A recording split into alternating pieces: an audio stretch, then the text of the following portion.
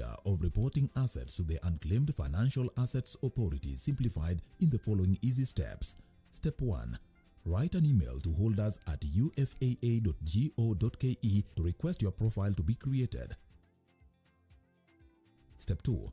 A link will be sent to the email provided for activation of the account. Step 3. Click on the link to activate the profile and change the password immediately. Step 4. For subsequent access, use the link provided here. In case of forgotten password, use Forgot Password link to create a new one. Step 5. After login, click on Assets to submit records, and if the client has subsidiary, you can create more users and manage users. Unclaimed Financial Assets Authority. Receive, safeguard, reunite. And we are very thankful because Equity Bank allowed us a moratorium of 2 years, and this has really sustained Optiven as an organization. Next on. Since you got married by joint tenancy, we have to dissolve the marital partnership. And that's going to include returning half of this office.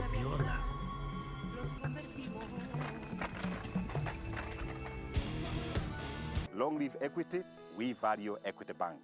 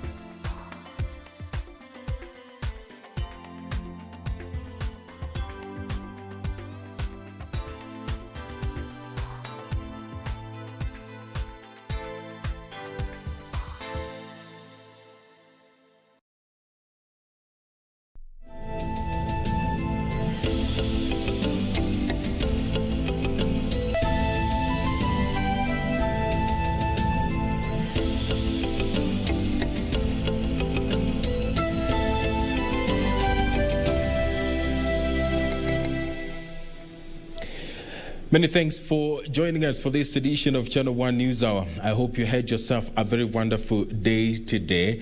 We have a comprehensive coverage of today's news for you, including that of the first Data Commissioner of Kenya. Of course, Immaculate Kasait moved closer to that particular role. She was voted in Parliament today. We have those details for you, plus, of course, the country recording a very big number of COVID-19 infections in the last 24 hours. We have those details as well. But first, let's have the highlights.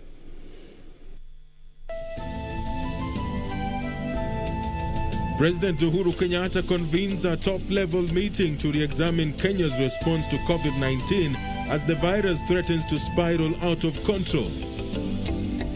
It's time for electoral reforms as the Independent Election Boundaries Commission Amendment Bill is enacted.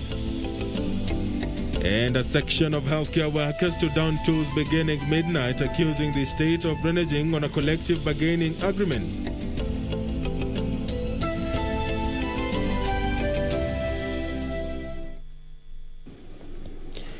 Many thanks indeed for your continued audience. My name is Edward Kabasa.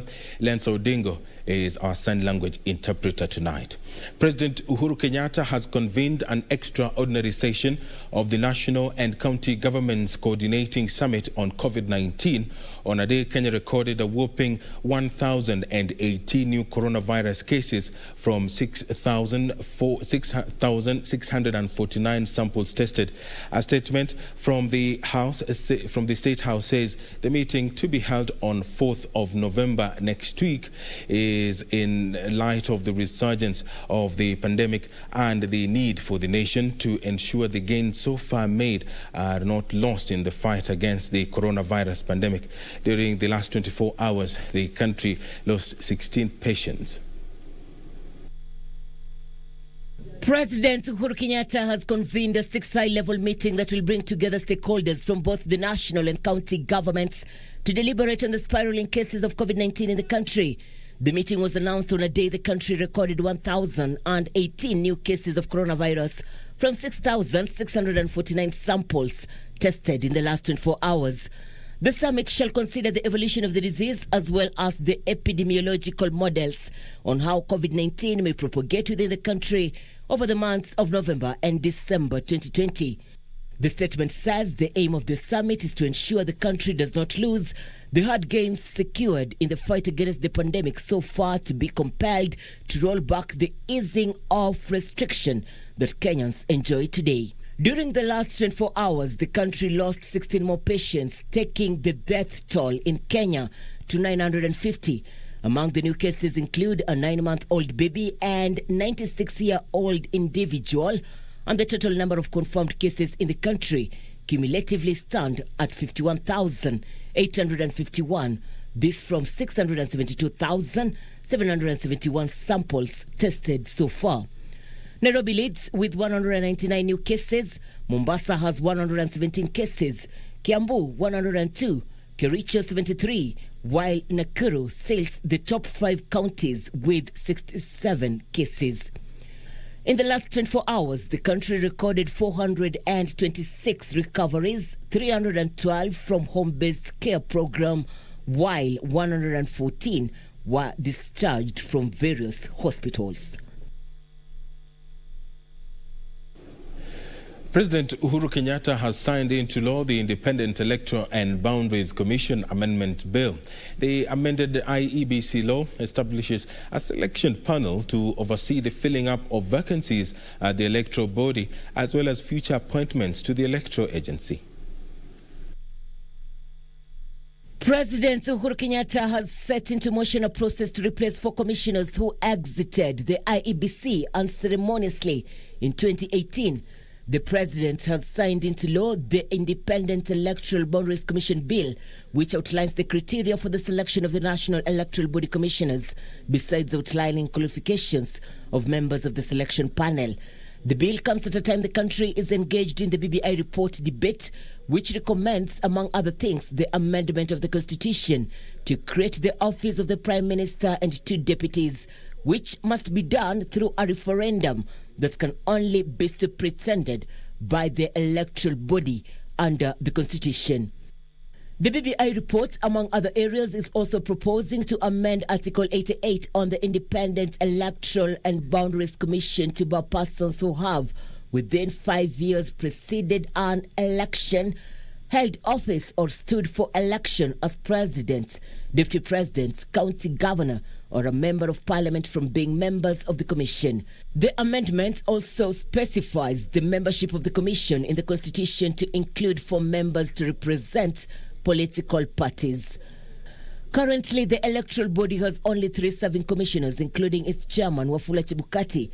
The Kriegler report on the 2017 post-election violence had explicitly recommended that the electoral body should be duly constituted with substantive commissioners who should be in office 18 months to a general election to deliver a credible vote. As per the current constitution, Kenya is only 22 months away to the 2022 general election. The Kenya Union of Clinical Officers, Kenya National Union of Nurses, and the Kenya National Union of Laboratory Officers are threatening to down tools beginning midnight Wednesday. The 3 unions claim they have decided to take the drastic action after the government gave them the cold shoulder. They allege that since May this year, they have been patiently trying to engage the government to honor a signed collective bargaining agreement, but to no avail. Solidarity forever. Solidarity forever. A section of medics have been shelving plans to down tools, banking on a promise by government to fast-track promotions and other demands contained in the collective bargaining agreement signed in May this year. And the most unfortunate thing is that we have been played in the past several times, and we will not accept to be played again. However, speaking at a joint press briefing, the Kenya Union of Clinical Officers, Kenya National Union of Nurses, and the Kenya National of Laboratory Officers say they are tired of waiting and will keep off work beginning midnight Wednesday. All the ports of entry, all the seaports, we are going to withdraw our services. This time hakuna tutarudi wakati tunapewa promotion na resignation letters. Hatupendi strike. Hakuna tunataka mwananchi wa kawaida akiteseka pale hospitalini. Please, to address tuite hata tungependa kukaa na wewe hata kama ni State House. Sisi tutakuja na mask ile N95 au utapata COVID. The Kenya Union of Clinical Officers COCO National Chair Peterson Washira says they will only resume duty once their grievances are addressed. Hata kwa Jomo Kenyatta International Airport hatutakuwa tuna screen COVID. Kwa ports of entry zote na results zenye zinatolewa kwa National Public Health Labs, kutoka kesho mkisikia mjue ni uongo, kwa sababu hatutakuwa tunapima. All health cadres that are working under the Ministry of Health, that is Afya House, we are going to down our tools until they promote us and redesignate us. This has been an historical injustice. They have been unfair to us. We've tried all we could, having a discussion to see that they have promoted our members. But it has become a cat and mouse game. All public health centers in the country will be greatly affected if the medical workers make good their threat, including all port health facilities.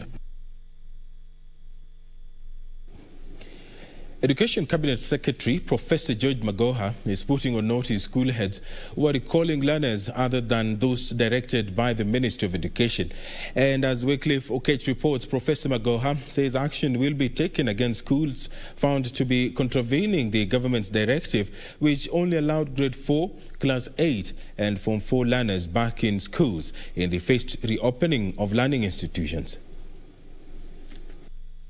While speaking during an inspection tour of school desks at Morogoro Girls High School in Nyeri Town, Nyeri County, in the company of Nyeri Town Member of Parliament Wabungu Ngujiri, Education Cabinet Secretary Professor George Magoha sent a stern warning to schools that are admitting learners other than those approved by the government. I want just to reassure again and to emphasize for the last time that the government of the Republic of Kenya has not opened schools for other children. Whether you are in public schools or private schools or international schools. Magoha said only grade 4, class 8 and Form 4 learners are allowed in schools in the first reopening of learning institutions. So if anyone is bringing in more children than we had stated at the very beginning, then we are going to react, and we shall react very swiftly. So this is like a last warning for whoever feels he or she is bold enough to challenge the government of this republic by opening schools without authority. At the same time, the Cabinet Secretary maintained that the government schools furniture program is on course and dismissed claims about its ineffectiveness. For the next 2 weeks, we are going to ensure that the desks have been made and delivered in all corners. Those of us, there are few technicians who have been incited and are returning the forms. When that happens, we follow procurement rules and award to the next person, and that process is also ongoing without any problem. The sentiments by Magoha were backed by area Member of Parliament Wabungu Ngujiri, who countered claims that the desks were not being delivered to schools. And this work was given to young people. The guy who did these desks is 26 years old, has a very small local workshop, has learned technical stuff. And this is the encouragement we want to give young people. You can actually get work from government and you deliver. The margins might not be big, but he's gotten work. And because he's gotten work, some of the people who have been incited not to work, some of that work is actually going to get transferred to him because he's already proven that he's able to deliver. Wycliffe Okech for Channel 1 News.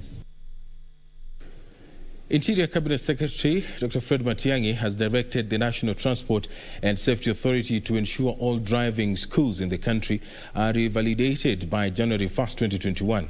The Cabinet Secretary, who spoke in Nairobi at the launch of a road safety awareness campaign, said the exercise is intended to weed out driving schools operating illegally.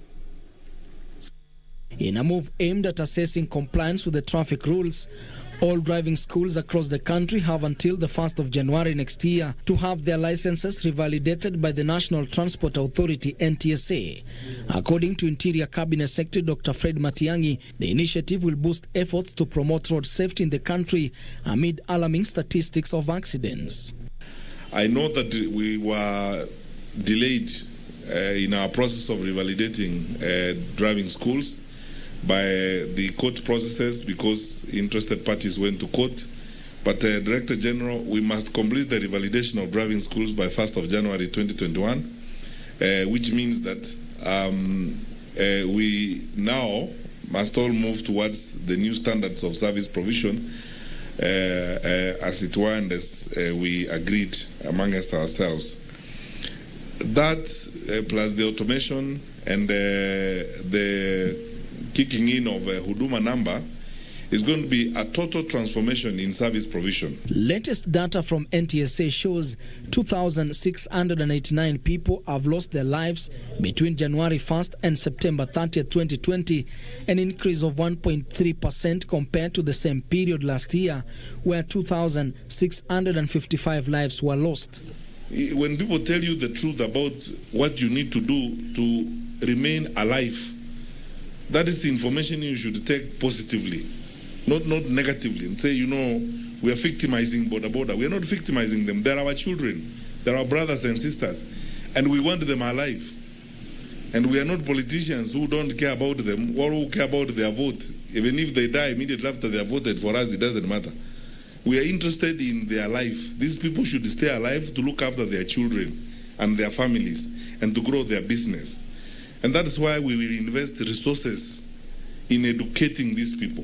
The worrying trend coming as NTSA rolls out a road safety awareness program dubbed Usalama Barabarani, which will be implemented through the help of the European Union at a cost of 5.3 million euros, approximately 678.4 million shillings. I think we can all agree that the numbers of deaths and injuries are still far too high and that further concerted efforts are needed to address the issue. This is the origin of the Usalama Barabarani program. This program has been jointly planned and designed by the EU and Kenya in order to tackle the severe problem of road traffic accidents, and it is being undertaken through a grant to the National Transport and Safety Authority. The authority says the nationwide sensitization and training program will majorly target pedestrians, border operators and the youth, whose statistics indicate are the majority of casualties. The 3-year program will initially be launched in 7 counties: Nairobi, Kakamega, Bungoma, Kericho, Kisumu, Nakuru and Makueni. Ben Chumba, reporting for Channel 1 News. It's 17 minutes past the hour. You are watching Channel 1 News Hour. We are taking a short break. Don't go anywhere. We still have plenty more lined up for you, including the story on someone who will potentially be Kenya's first data commissioner, Immaculate Kasait, who was vetted by Parliament today. She was asked a raft of questions, and she was also asked on the conduct of IEBC during the 2017 general elections. We have those details for you. Let's have that break now.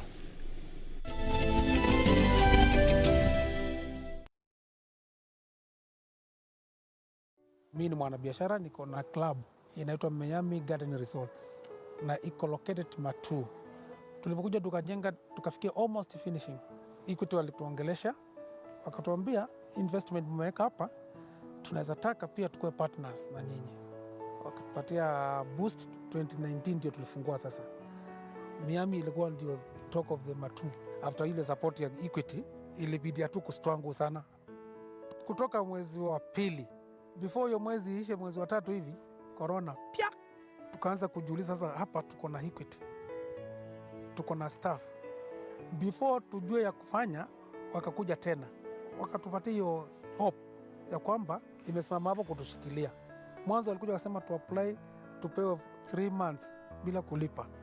Wakatuambia sio limit, in case ikifika huko na kuja change we can still extend. Si kama kuna bank nyingine ningeenda ingefikiria vile hiyo walifikiria. Next episode of Corner. Madison Wanjala, then why does she get to keep her money? Kwa sababu watoto ni innocent. You just leave like that. I was worried. We all were. Would you have done things differently if you were in my shoes? I am getting a divorce. Na train nimekuwa nikitrain lakini na train ya nini? Mbona train ya self defense kwa sababu inaonekana kuna game itafanyika hapa soon. Don't get too cozy. This one uses people and spits them out when she's done. Ask her supposed son. Get out, bull. Whatever happens, I will not drop you. Stop being paranoid and get back to your training.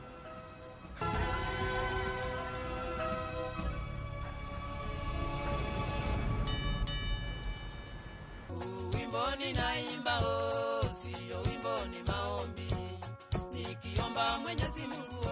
Wamefanya serikali yetu ama Kenya country yetu kujulikana kama sports people. Mashujaa ni watu wamefanya mambo tofauti.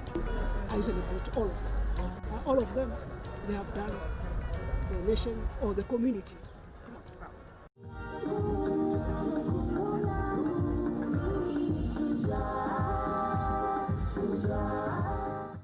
Wimboni naimba sio wimboni maombi.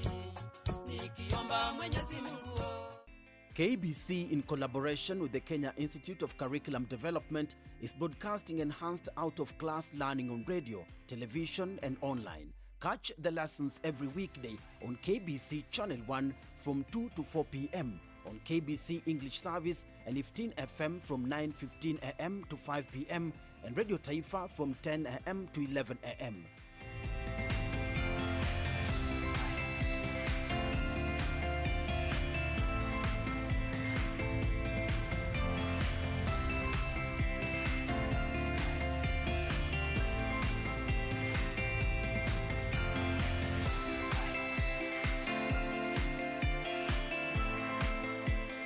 KBC English Service, Radio Taifa and 15 FM are also available countrywide on the free-to-air Signet digital TV platform, or log on to www.kbc.co.ke for live streaming, or download the KBC Online app on Google Play Store. Kenya Broadcasting Corporation, ensuring learning no matter what.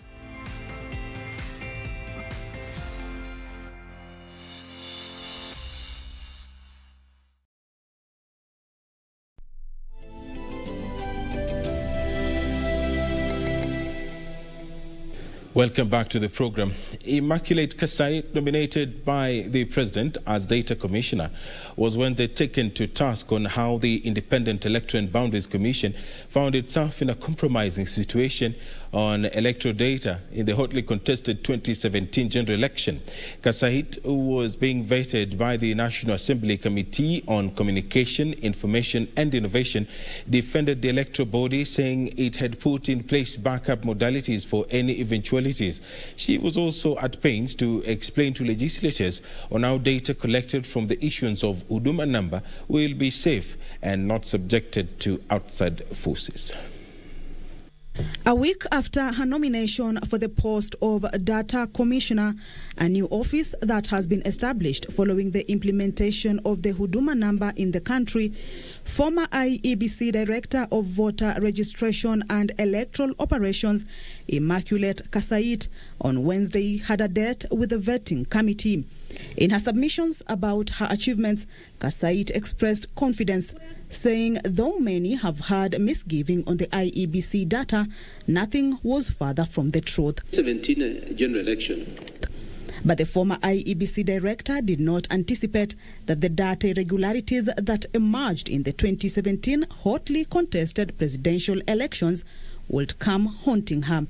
The vetting committee members, chaired by Marakwet Member of Parliament William Kisang, tasking her to explain the data disputes that arose. You were in charge of data that particular time around 2017, and you contracted a firm to store data outside there. So what do you think? Is it an advantage to store our data outside there, or is it better to store here? Was that one of the reasons why you were unable to open the servers? On matters opening of the server, Mr. Chairman, without going into details, the Commission has clearly explained that the server was open. I have this book here, Mr. Chairman, I'll leave with you. In the post-election evaluation, in page 144 all the way to page 145, where it's very clearly explained that the server at the National Tallying Center, political party agents had access. And that is explained here, Mr. Chairman. Yeah. Confidence and integrity. Again, I want you to look Kenyans in the eye and say, with the background of the last disputed election, and we are where we are in Kenya today because of that serious dispute, that you can look Kenyans and say that you carry that confidence, that we can give you the data, that onerous responsibility of being data commissioner. Convince us that you have that with you. Our focus in the Electoral Commission in the lead up to the election was on quality of the election. Put in place framework, timelines, procedures, anything to make sure the election was delivered on time. I believe there was importance to focus more on stakeholder involvement. The challenge you have when you're a public officer, at times you do not have the platform to explain your issues as openly and clearly as possible. And you're competing with space which is occupied by people who have an edge, in this case the political class.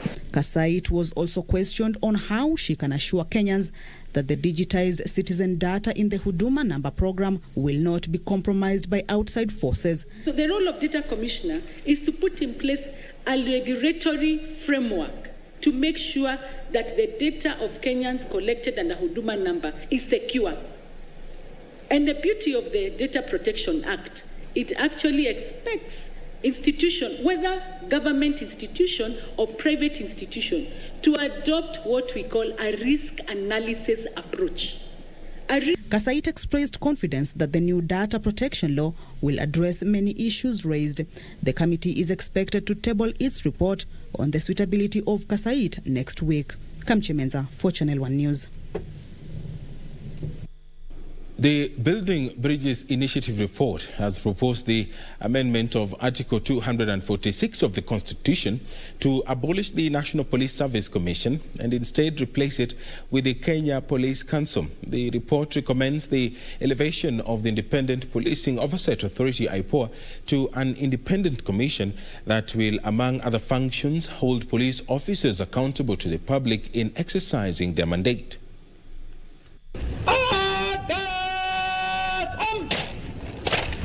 Under the BBI report, the Kenya Police Council will be chaired by the Cabinet Secretary responsible for internal security and consist of the Inspector General of the National Police Service, 2 senior members of the National Police Service units, and the Principal Secretary in the Ministry responsible for internal security. The 2 senior members of the National Police Service units will be appointed by the President. The Council will be responsible for overall policy, control, and supervision of the National Police Service and also perform any other function prescribed by the national legislation. The BBI proposes that the Inspector General of Police will execute an independent command over the service, determine police transfers, recommend officers for promotion, and discipline errant officers. In a move aimed at holding the police officers accountable to the public in their functions, the BBI report wants the Independent Policing Oversight Authority to be elevated to an independent commission. Further, the BBI collapses the Kenya Police and Administration Police into the National Police Service under the command of the Inspector General. All those holding offices currently in IPOA will transit to the new outfit for the remainder of their term. Ben Chumba, reporting for Channel 1 News. A section of political leaders from minority communities has poked holes onto the Building Bridges Initiative report, claiming it does not capture their concerns. The leaders vowing to rally their followers to shoot down the referendum bill if a consensus will not be reached to accommodate their views. This even as a section of leaders is pleading for a committee to mediate the contentious issues for the country to pull in one direction. A section of legislators from minority communities have taken issue with the BBI report, claiming their views were never captured by the report. Alisema alisikia maoni ya wasabot akasikia maoni ya Wakuria, akasikia maoni ya Wateso jamii ndogo. Lakini cha kushangaza ni kwamba hatujaona hiyo maoni yetu ikiwa imeingizwa ndani ya katiba. Tupewe forum mwingine because zile maoni zilichukuliwa, sasa kwa hii kitu imefunguliwa, tumesoma kutoka mwanzo mpaka mwisho. Mimi tangu juzi hiyo ndio kazi nilikuwa nafanya. Sijaona hata laini moja tu inasema kuhusu Kuria, inasema kuhusu Saboti, inasema kuhusu Wateso, sijaona. So tupate county yetu kama Wakuria tuweze kujipanga pale. Wasabauti nao wapewe na Wateso wapewe. So that tusiwe watu wa kusolve problem za makabila makubwa. Sisi watu wa makabila madogo miaka nenda rudi ni kusolve shida za makabila makubwa. Speaking at the Parliament building, the members of Parliament say they will seek for a meeting with the President to discuss issues affecting the minority communities to have them captured in the draft before the final document is presented for approval. Tulisema tunataka a non-contested referendum. If it is going to be non-contested referendum, what we are asking the President and the Prime Minister ni kwamba wa create forum ambayo mambo yetu kama Wasabot inaweza kujadiliwa na kuwekwa ndani ili sisi pia turidhike hii jambo lisiwe contested. Sasa maneno ya kuzungumza na task forces yamekwisha. Tunataka tuwe na forum ya pili sasa ambaye sasa inaenda kuactualize maneno yetu. Inaonekana maneno ya Wasabot, maneno ya Wakuria na maneno ya Wateso na majamii zingine ndogo inazama tu hapa katikati. So wale ambao wanaanza kumislead wa Kenya kwamba imeisha, tunaenda referendum. Musitutishe, atuende saa hii referendum, bado tunafuatilia kuangalia kwamba masilahi ya kila moja imewekwa katika BBI. In Machakos County, Assembly members now saying there is need for a national dialogue where Kenyans will have an opportunity to give their opinion on the raft of proposals made by the steering committee. Kama kuna mahali tunahitajika kurekebisha, turekebishe. Na jambo lile ningeweza niombe ile kamati kuu ile inahusika na hii BBI ni kwamba yale maoni wananchi watatoa wasifunge milango. Tuhakikishe ya kwamba kama viongozi tumejihusisha sana kwa national dialogue. Ni vizuri sana kabla tujitokeze kwa wananchi tuonekane ya kwamba tunaongea lugha moja. Kikundi kidogo tujadiliane vile vipengele vyenye shida, tukubaliane, tukuwe na kile Kiingereza wanaita consensus, ndo tupelekee wananchi jambo ambalo limeiva. Sentiments which were echoed by Area Governor Alfred Mutua, who wants all matters in the report that have elicited dissent to be resolved before the proposed amendments to the Constitution can be subjected to a national plebiscite. Tukienda mvutano huyu ameshindwa, huyu ameshinda, basi tuko kwa miaka miwili ambayo inabakia tupige kura ya 2022, kutakuwa na shida katika nchi yetu ya Kenya. Watu watatenganika kisiasa na wengine watatumia muda huo kujiweza kuingiza siasa katika hali ya katiba. Mambo ya katiba hayataki siasa. Mambo ya katiba yanataka mwelekeo mpya. Well, a group calling itself professionals, church organizations, marginalized groups, civic leaders and opinion leaders drawn from South Rift region have promised to drum up support for the Building Bridges initiative. The group cited the proposal to increase allocation to counties by 35%, a plus for devolution. This is a constitutional moment. Stable democracies like America, the Constitution sustain the nation. It has nothing to do with succession politics. My appeal to the church is that as the church, let us not be dismissive. Let us read the document because it addresses so many issues. Suleiman Yeri, Channel 1 News. And that story by Suleiman Yeri takes us to our second break. Don't go anywhere. We'll be right back.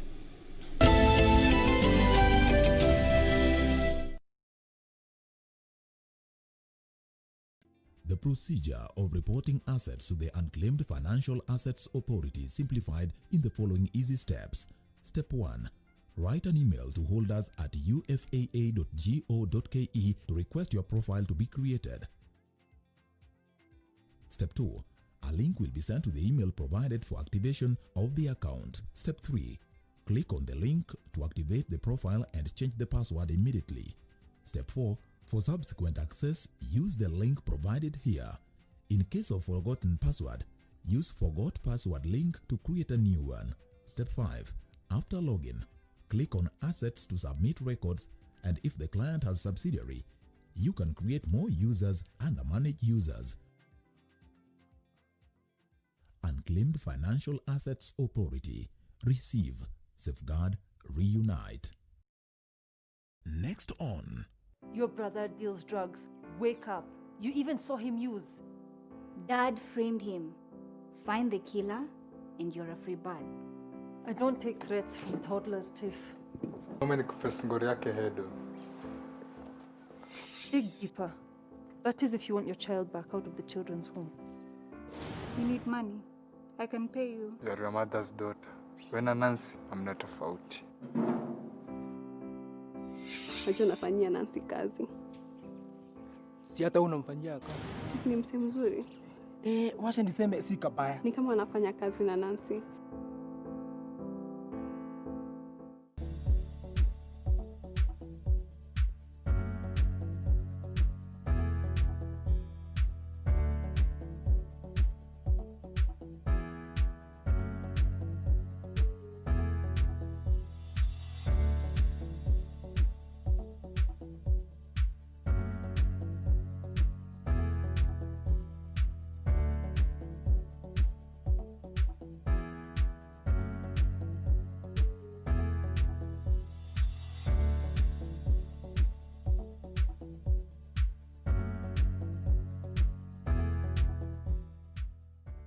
And we are very thankful because Equity Bank allowed us a moratorium of 2 years, and this has really sustained Optiven as an organization.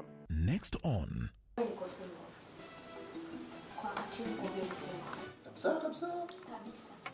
Wewe alipachupa gani wewe? Si wanaishi? Gani? Hiyo anaishi. Wewe bwana anasema alipa nyumba nyingine pana. Kile chumba mimi nampa free. Mafala sana nyinyi. Long live Equity, we value Equity Bank.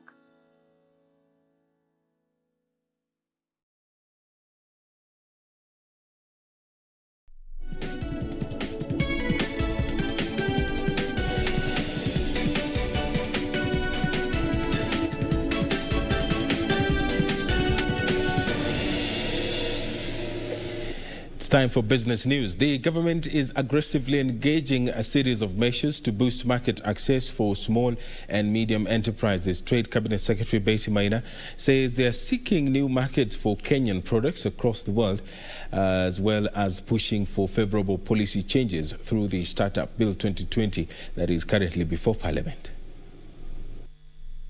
Limited market access has been a challenge to micro, small and medium enterprises. Cognizant of this, the Trade Ministry says it is aggressively seeking new markets for Kenyan products in order to grow the small businesses. We expect to have fast trading under Continental Free Trade Area from the 1st of January 2021. And in our estimation and our studies, Kenya is one of those countries that stands to benefit a lot from this continental market. The Startup Bill 2020 that is currently before Parliament seeks to provide small businesses linkages to financial institutions, private sector and research institutions. If enacted into law in its current form, the bill backs the linkages to be instrumental in securing funding for SMEs as well as information access.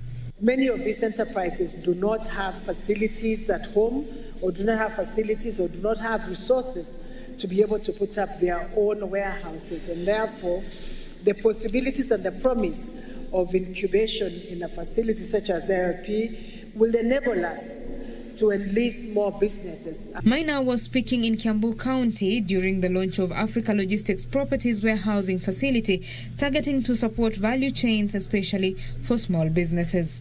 Betty Kiptum, Channel 1 Business. Farmers will start receiving in advance cash of up to 50% of their farm produce as the government rolls out the warehouse receipting system. To facilitate the payment system, Agriculture Principal Secretary Professor Hamadi Boga says 5 warehouses have been licensed to carry out the receipting system, with refurbishing of national cereals and produce board facilities ongoing to increase capacity. 6 top-tier banks have agreed to participate in the warehouse receipt system that will see farmers access credit based on their yet-to-be-purchased farm produce that is stored in licensed warehouses. Agriculture Principal Secretary Professor Hamadi Boga says the government will create aggregation centers to collect produce from small-scale farmers for them to enjoy the economies of scale and ensure warehouses are fully optimized. Let the farmers be organized into producer organizations, into cooperatives. And we are not just talking about maize farmers. There are farmers who are organized in tea, there are farmers who are organized in coffee, they can buy. As we start this journey, there are others who have been there before us. For Kenya, it's a fresh start, but we will also learn from lessons for those who have been before us. The warehouse receipt system is expected to stabilize food prices and create a structured trading system in the agriculture sector. If the WNIS was active at this junction, it would be of much use, because whatever the farmers require, they would be advanced. Part of what they have stored, they would be advanced, and the balance paid once the maize is sold. You have a warehouse receipt that has been issued by a warehouse that is regulated under the Act, then that receipt is acceptable. You don't have to keep signing bits and pieces of contracts all over. The challenges has been that marketing the cereals, especially, in fact, all the cereals and the pulses, has not been very well structured in this country. And this, like we have heard, has led to the exploitation of farmers down the value chain. The World Bank will fund automation of the system to ensure efficiency and reduce fraud cases in the value chain. The Secretariat has put a lot of effort into looking at the kind of systems that we shall adopt. And key to those systems, we keep saying amongst ourselves, is the integrity of those systems. The first phase of the receipting system will be rolled out next month in Uasin Gishu, Nakuru, Trans Nzoia, Meru, and Nairobi. Benson Rioba reporting for Channel 1 Business. Thank you, Benson Rioba, for that report. The completion of the 17.3-kilometer Western Bypass Highway in Nairobi, which is 40% done, could be delayed. According to the contractor, China Road and Bridge Corporation, measures aimed at curbing the spread of COVID-19 have seen the company considerably reduce working hours. Movement and social distancing recommendations announced by the government to contain the spread of COVID-19 could delay completion of the 17 billion shillings Western Bypass in Nairobi. The contractor China Road and Bridges Corporation says the pandemic has reduced working hours and hence the output. This, coupled with heavy rains experienced in November 2019 through to January 2020 and adverse weather conditions in February through May 2020, could push completion dates past end of 2022. However, the highway, which will consist of a 15.3-kilometer dual carriageway, 7 grade-separated interchanges, 10 overpasses, and 5 underpasses, is 40% done. This as additional land is required to relocate existing power lines. By the end of October 2020, Kenya Power and Lighting Company Limited had relocated 90% of the power lines in Section 1, 50% in Section 2, and 20% in Section 3. The National Land Commission has gazetted additional parcels of land to be acquired to accommodate proposed interchanges in Gitaru, Kabete, Wangige, Karura, and the section between Denderu and Ruaka. The Western Bypass connects towns such as Gitaru, Wangige, Denderu, and Ruaka. The Western Bypass Road is set to complete the 4 ring roads in the Nairobi Road Network Master Plan.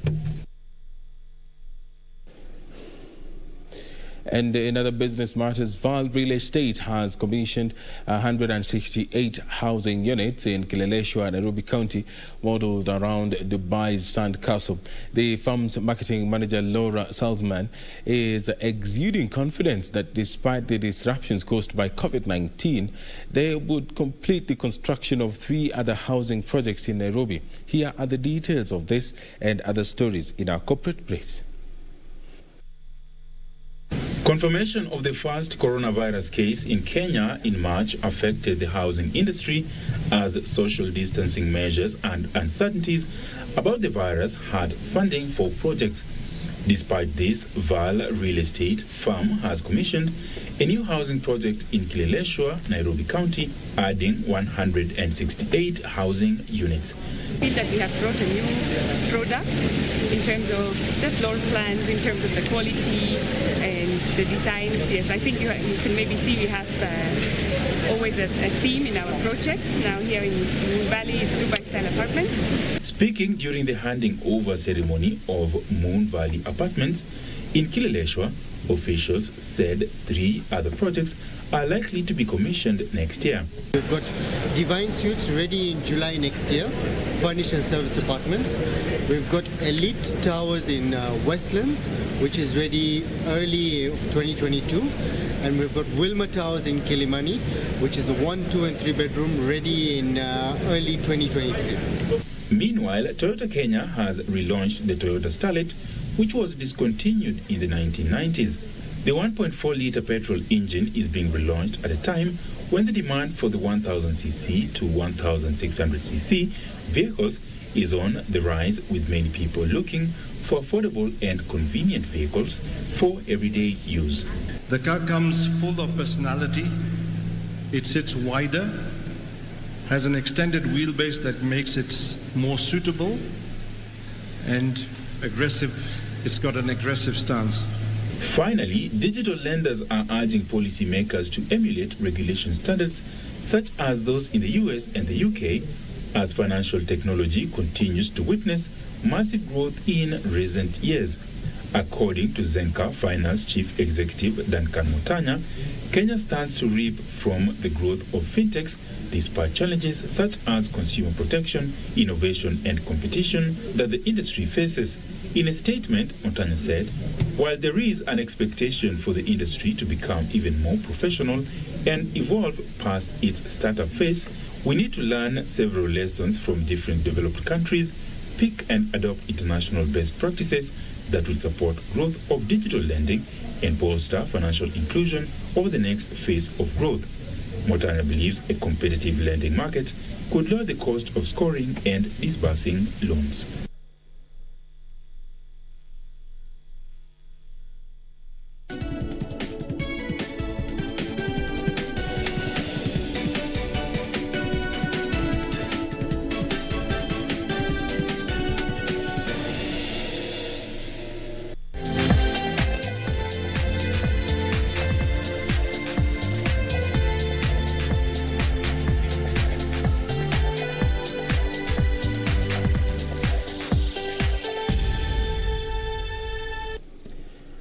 Time for sports. President Uhuru Kenyatta has hinted at full resumption of sports in the country in a move geared towards recovering the economy through sports. President Kenyatta said sporting activities play a crucial role in development of the economy as he officially launched the construction of the Ulinzi Sports Complex and Wellness Center at Lang'ata Barracks in Nairobi. Uzindua ujenzi rasmi wa uga wa michezo. President Uhuru Kenyatta has reiterated his government will continue recognizing, appreciating and nurturing talent in a move aimed at promoting sports within the country. Accompanied by Defense Cabinet Secretary Monica Juma, the president officially launched the Ulinzi Sports Complex that will have a football pitch, basketball and tennis courts, a swimming pool and an indoor gymnasium. The facility will be located on 35 acres of land divided into 5 sections. The first section will have a football pitch, a basketball court, tennis court, and a training ground for track and field athletes. But what is also more exciting is the integration of the Wellness Center with the proposed Ulinzi Sports Complex. This indeed is a manifestation of your obligation and zeal to develop proactive solutions that enhance the welfare of the military fraternity, and by extension, the larger Kenyan community. The need to leverage contemporary curative practices by venturing beyond treatment-centric methods in response to the evolving health needs of our troops and their dependents cannot be overemphasized. The proposed sports complex will also contribute to the enhancement of existing national sports infrastructure. It is a fact that sports and physical activity have been for long used as a tool to improve mental, physical, as well as social well-being. These characteristics are desirable not just for our soldiers, but also for the wider Kenyan society as we know it. Section B will be for nature trail for cycling or jogging, while Section C will be preserved for rock climbing and short range. Other than add to the number of internationally rated athletes, this facility will no doubt enhance Kenya's opportunities to host more international sporting events in the future. The Maltese will be having a lot of facilities going forward, so that in the near future, our personnel, in terms of from the military, will be able maybe to be using this. And also, we have a lot of families also within the camp. We want maybe to have these young talents. Section D will be a conservation corner, while the last section will be for outdoor recreation. The Ulinzi Sports Complex will be used to address the healthcare needs of defense forces and civilians, and will also be used as a premier training facilities for sportsmen and women within the country. Reporting for Channel 1 Sports from Langata Barracks in Nairobi, my name is Frederick Mwoki. And in other matters, Elwak youth have organized a soccer competition between Mandera youth and their Somalia counterparts in a bid to foster peace and stability along the Kenya-Somali border. Area youth leader Issa Mohammed said they decided to organize a football competition to engage neighboring Somalia in peaceful coexistence. Issa said the region has had several terror incidents and that youth in Kenya are committed to ending the vice. Mandera Central Assistant Commissioner Solomon Joshua welcomed the football tournament, saying it will assist in building peace in the region.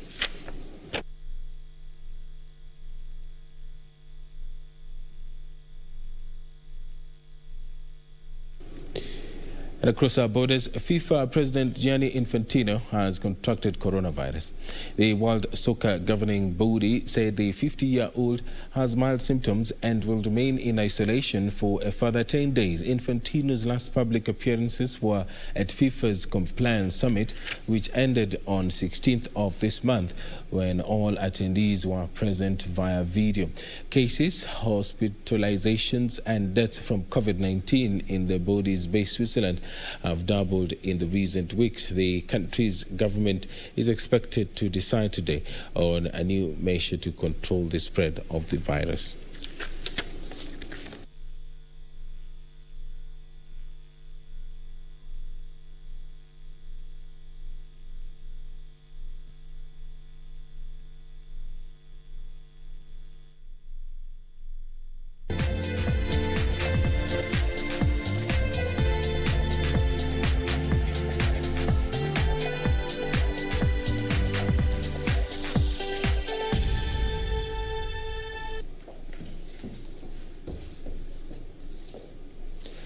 That does it for us for this edition of Channel 1 News Hour. We do thank you very much for keeping us company throughout the bulletin. I do invite you to follow us on Twitter for breaking news at KBC Channel 1. Up next is the weather forecast with Irene Muchuma Odem. My name is Edward Kabasa. Lance Odingo has been handling the sign language interpretation for us tonight.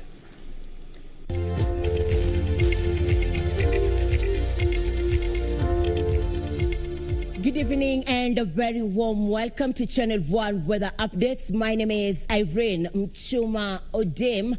Wednesday night and the whole country is experiencing scarce and wet conditions. Same for a few areas over the southeastern lowlands where there are partly cloudy conditions. The Lake Basin region, western sector and the northwestern parts of the country are currently experiencing showers accompanied by thunderstorms, though over a few places, and that is how the night will be. Thursday morning, we're waking up to a rainy day here in the capital and also Meru and Nyeri. It will also rain in Wajir, Marsabit, Garissa, Sololo areas. The coastal strip will experience scattered wet conditions. There will be rains over a few places along the border of Kenya and South Sudan. The western sector will mainly experience sunny intervals, but there will be rains over a few places in Kakamega, Kisumu, and Eldoret. And these will change in the afternoon. We'll see showers accompanied by thunderstorms over several places in Kisumu, Kakamega, Bungoma, Eldoret, Kitale. Also Nakuru will also experience showers accompanied by thunderstorms and Eldoret. The northwestern parts of the country will largely experience sunny intervals, but there will be wet conditions over a few places and also around Samburu. The northeastern, Mandera, Marsabit, Garissa will experience showers in the afternoon, and areas around Garissa town, there will be showers accompanied by thunderstorms. The coastal strip will mainly experience sunny intervals in the afternoon, but there will be a possibility of wet conditions over a few places. And for you in the capital, as much as in the morning we'll experience rains, there will be sunny intervals, and then later on in the evening, few areas will experience showers, and these showers will also be experienced in Meru and Nyeri. Temperatures, Lodwar still at 8 highs of 35 degrees Celsius. Mandera temperatures have gone down. We're looking towards highs of 33 degrees Celsius. Also, the capital will experience lower temperatures from what we had today. Highs of 23 and lows of 16 degrees Celsius.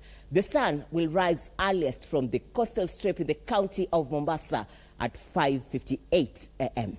Do have a good night. Up next is the international forecast.